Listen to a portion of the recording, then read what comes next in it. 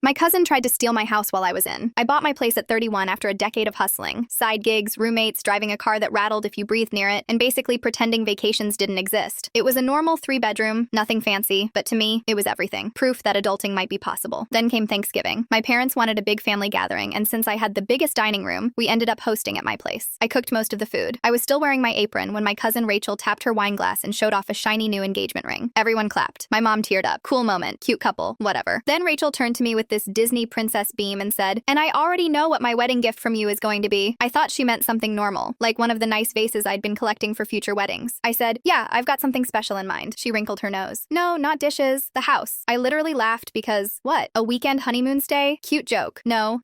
She meant the entire house as my wedding gift. The room went dead silent. 30 relatives holding forks mid-air like a live reenactment of Pause on Netflix. I said, "Yeah, no, I'm not giving you my house." And that's when Rachel went full entitlement mode. Suddenly I, a 31-year-old single person, apparently didn't need 3 bedrooms and was hoarding space while she and her fiancé Brian deserved a family home. Her mother chimed in with, "Family shares," like this was a wholesome moment and not a real-time robbery attempt. Dinner became a weird theater performance where Rachel acted like she already owned the place. She pointed at my office and called it the baby's room. She told my little cousin which room would be the nursery. She talked about repainting after they move in. I was so stunned I didn't immediately kick everyone out, but I assumed it would blow over once she heard herself out loud. It did not blow over. Rachel started acting like my house was hers. She showed up with Brian to measure for furniture. They wandered into my bedroom with a tape measure like it was an Airbnb. Then she redirected her mail to my address. She even told my neighbors she'd be moving in after the wedding. Brian's parents got involved too, calling to ask about utilities, property taxes, roof age, like it was a done deal. Every conversation was built on this fantasy she'd invented. The final straw? A realtor called me. Rachel had given her my info and told her I wanted to gift the house to them and needed to start paperwork. This woman thought I contacted her. That's when I realized Rachel wasn't just delusional. She was trying to legally steal my house through sheer confidence. So I invited the realtor to a wedding planning meeting Rachel was hosting at Brian's parents' place. Rachel had merged the wedding and the house into one event. There was catering, flowers, a binder labeled wedding and house plan. Yes, really. Everyone acted like I was Santa Claus arriving with the deed in my sack. I sat at the table, pulled out my tiny neat folder, and handed the deed to the realtor. She looked confused. "This just shows you as the sole owner. There's no transfer paperwork." Everyone stared at me like I'd brought the wrong homework. Then I calmly pulled out my phone and handed the realtor the text thread. Rachel bragging that she'd told Brian's family I was gifting the house and that I couldn't back out without making her look like trash. Brian read it next. His face went through the full Windows error to rage pipeline. He asked Rachel, "When did she ever say she'd give us the house?" Rachel tried to fake laugh it off, claiming I promised at Thanksgiving. Multiple relatives, finally, backed me up. "No," she said, "no." My uncle chimed in like a human fact checker. Everything imploded from there. Brian was furious. His parents were furious. Rachel was shaking like someone unplugged her from the power source. The realtor excused herself like she'd walked into a cult meeting by accident. And I went home to my house, locked the door, and finally breathed. Click the full story to see what happened next.